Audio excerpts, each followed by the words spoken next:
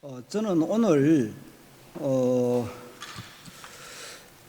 이 세계유산 협약과 세계유산 운영 지침에서 말하는 그 핵심되는 내용, 다시 하겠어 이 탁월한 보편적 가치의 정의 그리고 등재 기준과 연관시켜 가지고 좀 말씀드리겠습니다. 특히 이 세계 유산의 이 탁월한 보편적 가치를 재조명하기 위해서 첫째, 탁월한 보편적 가치에 대해서 좀 가치의 그 정의에 대해서 정의를 해볼까 합니다. 둘째는 탁월한 보편적 가치를 판단하는 근거가 되는 등재 기준에 대해서 세계 유산 협약을 한번 살펴보고, 그리고 세계유산 운영 지침의 그 개정의 역사를 중심으로 살펴본 다음 이를 바탕으로 제 발표 내용을 정리할까 합니다. 세계유산 협약과 운영 지침에 명시되어 있듯이 하나의 유산을 세계유산 목록에 등재하려면 무엇보다도 그 유산은 탁월한 보편적 가치를 구비해야 합니다. 세계유산 협약 전문에는 문화 및 자연유산 중에서 중대한 관심사가 있는 유산은 인류 전체의 세계유산으로서 보존될 필요가 있다고 전제하고 있습니다. 이 목적을 수행하기 위해 탁월한 보편적 가치를 지닌 문화 및 자연유산의 효과적인 집단적 보호 체계를 확립하는 협약을 요구하는 내용이 이 전문에 있습니다. 이 전문에는 탁월한 보편적 가치를 지닌 유산을 만든 인류를 위해 범세계적 차원에서 보호할 필요가 있다고 명시되어 있지만, 사실상 탁월한 보편적 가치에 대한 정의는 하지 않고 있습니다. 탁월한 보편적 가치는 이와 연관된 언급이 중요한 내용이 세계유산 협약 본문 1조와 2조에서 언급됩니다. 세계유산 협약 1조는 문화유산으로 등재될 수 있는 대상은 기념물, 건축물, 유적에 속한 것이어야 한다고 명시하고 있습니다. 이와 동시에 1조에서는 기념물과 건축물은 역사, 예술 또는 과학의 관점에서, 그리고 유적은 역사적, 미학적, 민족학적 또는 인류학적 관점에서 탁월한 보편적 가치의 요건을 구비해야 한다고 규정하고 있습니다. 그러나 이건 아직까지 탁월한 보편적 가치에 대한 정의라고는 할 수 없습니다. 세계유산 협약 제1조에서 문화유산의 가치는 역사적 관점에서, 예술의 관점에서, 과학의 관점에서, 그리고 민족학 및 인류학적 관점에서 찾아야 한다고 이해할 수는 있지만, 탁월한 보편적 가치에 대한 정의는 하지 않았습니다. 탁월한 보편적 가치의 정의에 가장 가깝다고 할 수 있는 내용은 세계유산 협약 제11조 2항의 목록은 협약 제1조와 제2조에 정의된 것과 같이 2조는 자연유산에 관한 것입니다. 향후 작성해야 할 등재 기준의 관점에서 탁월한 보편적 가치를 구비하였다고 판단되는 유산으로 구성되어야 한다. 이게 전부 다입니다. 그러나 여기 정의라고는 할 수 없습니다. 유네스코는 세계유산 협약의 탁월한 보편적 가치를 정의하는 것은 유보하고 그것을 세계유산 운영 지침에서 하도록 하였음을 알 수 있습니다.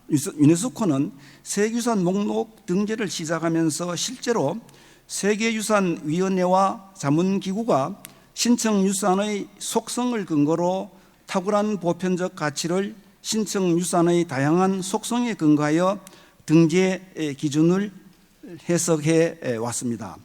기존 해석에 미흡한 부분이 발견되면 그때마다 검토와 논의를 거쳐 세계유산 운영 지침의 탁월한 보편적 가치와 관련되는 조항과 등재 기준은 개정되어 왔습니다. 이와 같이 세계유산의 탁월한 보편적 가치를 판단하는 기준은 고정된 것이 아닙니다.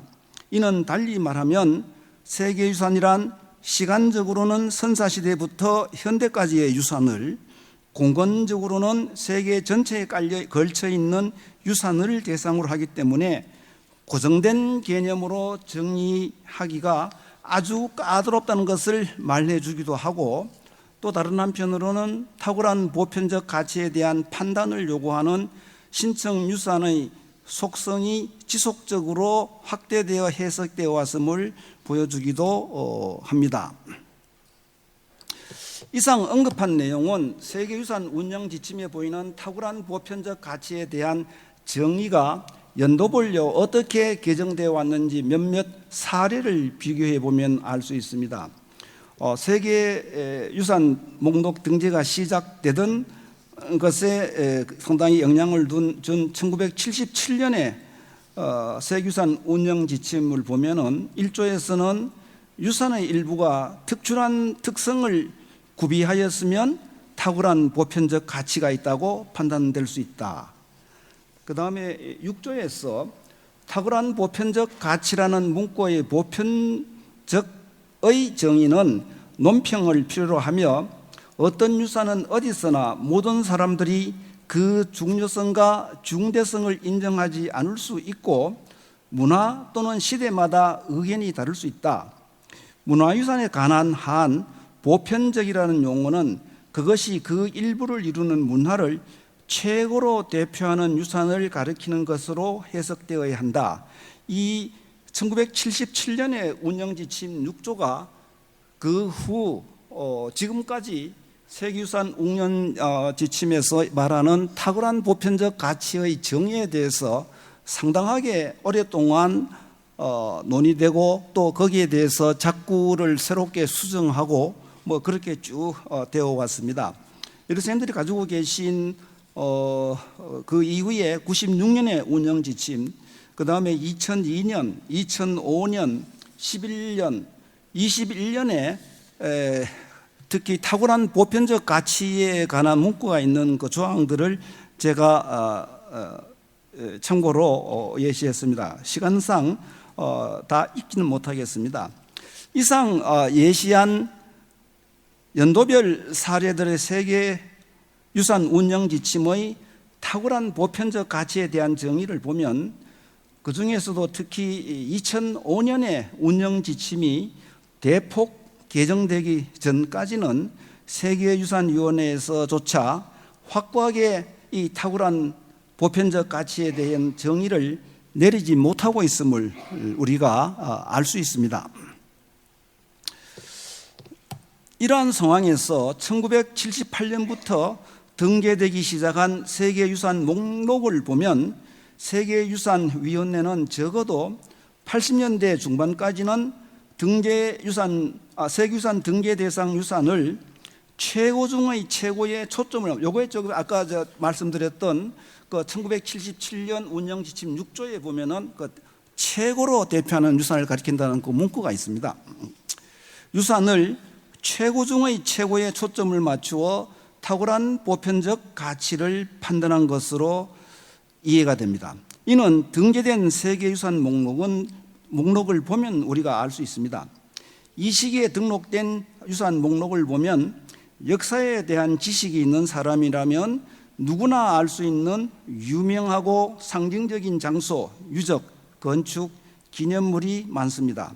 이러한 기준으로 세계유산을 등재할 때는 당연히 탁월한 보편적 가치에 대한 정의는 구체화되지 못했을 것이라고 저는 생각합니다. 그런데 이 시기가 지나면서 세계유산위원회는 신청유산과 유사한 유산에 대한 비교 연구를 세계유산 등재 신청서에 포함시키도록 합니다. 이에 따라 세계유산 운영 지침도 개정됩니다. 탁월한 보편적 가치를 최고 중의 최고에 한정해서 세계유산 목록에 등재하는 것에서 벗어나기 시작합니다. 이러한 과정에서 앞에서 언급하였듯이 2005년에는 세계유산 운영 지침은 대폭 개정됩니다. 이러한 사실은 1977년부터 제일 마지막으로 개정된 2021년까지의 몇몇 세계유산 운영 지침의 총 조항과 쪽수 등을 보면 알 수 있습니다. 1977년 6월 17일에서 7월 1일까지 개최된 세계유산위원회에서 채택된 세계유산 운영 지침은 총 조항 수가 27개이고 총 쪽수는 11분량입니다. 상당히 소략합니다. 그 후에 쭉 개정이 되다가 1999년 운영 지침은 총 139조, 총 쪽수는 50쪽이 되고 됩니다. 그 다음에 2005년에 대폭 수정된 운영 지침은 총 290조항, 총 151쪽. 그러니까 99년에 50쪽에서 2005년 대폭 수정되면서 151쪽으로 운영 지침이 크게 바뀝니다. 그리고 2005년에 개정된 이 틀은 현재까지의 운영 지침의 기본 틀로 작용하고 있습니다. 참고로 그 다음에 2008년 운영 지침은 173쪽이고 2021년 마지막으로 개정된 운영 지침은 총 290조항 180쪽으로 구성되어 있습니다. 이를 보면 세계유산위원회와 자문기구들은 탁월한 보편적 가치를 새로운 시각으로 해석하기 위해 전문가 차원의 회의를 수차례 하였음을 알 수 있습니다. 그리고 이 회의 내용은 사실상 세계유산센터 홈페이지에 다 우리가 들어가서 볼 수 있습니다. 그래서 저는 여기서 조선왕실의 태실을 세계유산 목록에 등재하기 위해 태실의 탁월한 보편적 가치를 어떻게 제시할 것인지에 대해 강구해 볼 수 있다고 생각합니다. 세계유산 등재 대상은 중대한 관심, 중요성 또는 가치가 있는 모든 재산에 대한 보호를 규정하기 위한 것은 아닙니다. 어떤 속성을 가진 유산이 세계유산협약에서 제시한 국가의 경계를 초월하고 모든 인류의 현재와 미래 세대에 공통적으로 중요할 정도로 매우 예외적인 문화적 중요성을 가졌음을 의미하는지 우리가 이 차원에서 찾아볼 필요가 있다고 저는 생각합니다.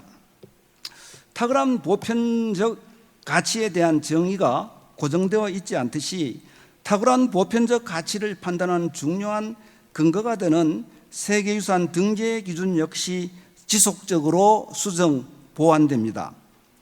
6항목으로 구성된 문화유산의 등재 기준이 어떻게 변해왔는지 연도별로 몇몇 사례를 보면은 다음과 같습니다. 등재 기준 1에 관한 사항입니다. 77년에는 독특한 예술적 또는 미적 성취, 인간의 창조적 천재성의 걸작을 나타내는 것이거나 뭐 이렇게 쭉 해가지고 2021년에는 인간의 창의성으로 빚어진 결정에 해당한다는 것으로 내용이 상당하게 축소되고 압축됩니다. 그 다음에 이제 등재 기준 2가 이렇게 있는데 등재 기준 2에서 보면은 77년에 보면은 건축, 기념비적 조각, 정원 및 경관 디자인, 관련 예술 또는 인간 정착지 뭐 쭉 이렇게 쭉 나오는데 이 정원이라고 하는 용어는 사실상 이제 서구문화권 중심의 유산 용어라고 판단했던 것으로 보입니다. 그래서 그 이후에는 이 정원이라는 용어는 경관이라는 용어에 포함이 되고 대신에 이 도시계획에 대한 중요성이 강조되기 시작을 합니다. 등재 기준 2입니다. 그래서 마지막으로 2021년 등재 기준 2를 보시면은 일정한 시기 또는 세계의 일정한 문화권 내에서 건축이나 기술, 기념비적인 예술, 도시계획이나 조경 디자인의 발전에 인류 가치의 중요한 교환을 보여주는 유산을 등재기준 2로 잡고 있습니다. 등재기준 3은 77년도의 그 기준을 보면은 고유하거나 매우 희귀하거나 매우 오래된 것이거나 뭐 이런 식으로 되어 있는데, 이것이 이제 2005년이 보면 2002년이나 2005년이 거의 같습니다. 보면은 문화적 전통이나 살아있거나 사라진 문명에 대해 독특하거나 적어도 예외적인 증거를 가진 것이거나 뭐 이런 내용으로 되어 있고, 그 다음에 등재기준 4를 보면은 77년에는 중요한 문화, 사회, 예술, 과학, 기술 또는 산업 발전을 나타내는 구조 유형의 가장 특징적인 사례 중 하나이거나 뭐 이런 식으로 되어 있는데, 이것이 이제 2005년 대폭 개정될 때의 내용으로 지금까지 지속되는 걸로 보이고 있습니다. 그리고 2005년 내용을 보면은 인류 역사에서 중요한 단계를 설명하는 건물, 건축이나 기술의 총체 또는 경관 유형의 탁월한 사례이거나 뭐 이렇게 돼 있고, 그 다음에 등재 기준 5를 보면은 77년에는 본질적으로 취약하거나 돌이킬 수 없는 사회 문화적 또는 경제적 변화의 영향으로 취약해진 중대하고 전통적인 건축 양식, 건축 방법 또는 인간 정착의 특징적인 사례이거나 뭐 이런 내용으로 되어 있는데, 이 말하려고 하는 이 용어를 문장으로 어떻게 표현하는가가 상당히 그 사이에 많은 논의가 검토가 있었던 것으로 판단이 됩니다. 그래서 2005년에 보면은 5번 등재기준 5번의 내용이 문화 또는 여러 문화를 대표하는 전통적인 인간 정착, 토지 이용, 바다 이용 또는 환경과의 상호작용은 뛰어난 사례, 특히 되돌릴 수 없는 변화의 영향으로 취약했을 때나 뭐 이런 등등의 내용입니다. 아마 되돌릴 수 없는 변화 이런 등등의 문구는 당시가 되면은 이제 지속 가능한 발전의 친환경에 대한 개념 이런 것들을 반영한 것으로 판단이 됩니다. 등재 기준 6은 보면은 77년에 사상 또는 신념, 사건 또는 사람과 가장 중요하게 연관되어 있으며 역사적으로 중요하거나 뭐 중대한 것이거나 뭐 이런 식으로 되어 있는데, 2005년에 보면은 사건 또는 생활 전통, 사상 또는 신념과 직접적으로 또는 유형적으로 관련되거나 보편적으로 중요한 예술 및 문학 작품과 관련 있는 것 이런 등등으로 등재 기준이 계속해서 이 변화되어 있는 것을 우리가 하고 되는 것을 알고 있습니다. 이건 몇몇 사례일 뿐입니다. 그래서 이상 사례에서 알 수 있듯이 등재 기준은 비록 연도를 달리하면서 변경된 내용을 보이지만 중심 주제는 유지되어 왔다는 것을 발견할 수 있습니다. 등재 기준 1은 걸작인 것을 대상으로 하고 있고, 2는 인간 가치의 교환, 3은 문명사 또는 문화사 또는 문명사에 대한 증거, 4는 유산의 유형과 인류 역사의 중요한 단계, 5는 인류의 정착, 토지 이용 또는 바다 이용의 사례, 6은 살아있는 전통, 사상, 신앙 등이 바로 탁월한 보편적 가치를 판단하는 중심 주제라고 할 수 있겠습니다. 등재 기준 6항목에 대한 탁월한 보편적 가치의 중심 주제가 정리되면서 세계유산위원회와 자문기구들은 세계유산 등재 대상을 산업유산, 근대유산, 문화경관 등으로 확대하기 시작합니다. 산업유산이나 근대유산은 유산의 속성과 시간의 범위를 확대한 것으로, 문화경관은 등재 대상 유산이 점에서 면 또는 선으로 확대한 것으로 해석할 수 있습니다.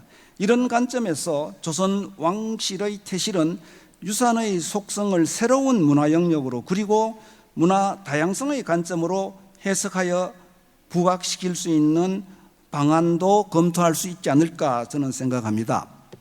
세계적으로 태반을 특정 의례를 거쳐 처리하는 장태 문화는 문화 집단별로 다양합니다. 이 내용은 바로 앞 발표하신 선생님께서 하셨다고 판단이 돼서 넘어가겠습니다. 다만 중요한 것은 이런 여러 가지 이 관점에서 이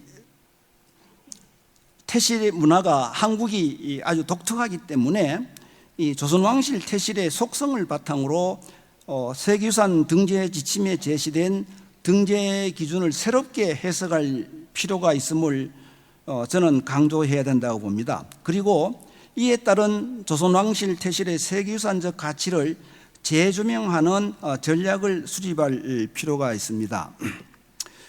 문화유산의 보존과 복원 전문가들은 유네스코가 세계유산 협약을 체결하기 8년 전인 1964년에 베니스 헌장을 선언했습니다. 베니스 헌장 1조는 역사적인 기념물의 개념은 단일 건축물뿐만 아니라 특정 문명, 중요한 발전 또는 역사적 사건의 흔적이 발견되는 도시 및 비도시 환경을 포함한다. 이것은 위대한 예술 작품뿐만 아니라 시간의 흐름에 따라 문화적 의미를 획득한 과거에 보다 더 소박한 작품에도 적용된다고 정의하고 있습니다. 저는 조선 왕실의 태실에 대한 세계유산 속성을 도출할 때 이 문구에 주목할 필요가 있다고 생각됩니다. 세계유산 목록 등재 여부를 결정하는 세계유산위원회는 지속적으로 이 헌장 1조의 정의를 매우 다양한 시각으로 검토하여 이를 세계유산 운영 지침의 등재 기준에 반영해서 탁월한 보편적 가치를 재조명해 왔습니다. 이와 같이 세계유산 협약이 채택된 후 수십 년간 문화유산의 탁월한 보편적 가치에 대한 정의와 범주는 세계유산위원회를 중심으로 재조명 확정되어 왔습니다. 이는 곧 문화유산의 개념이 문화의 다양성, 지역별 문화유산의 특별성, 세계유산 대상의 포괄성 등을 인정해야 하는 것으로 이해해야 할 것입니다. 조선 왕실의 태실을 세계유산의 관점에서 그 속성을 새롭게 파악하여 탁월한 보편적 타당성을 제시하는 방안을 강구하는 것이 앞으로 중요한 과제가 아닐까 판단해서 이 이야기를 하게 되었습니다. 감사합니다.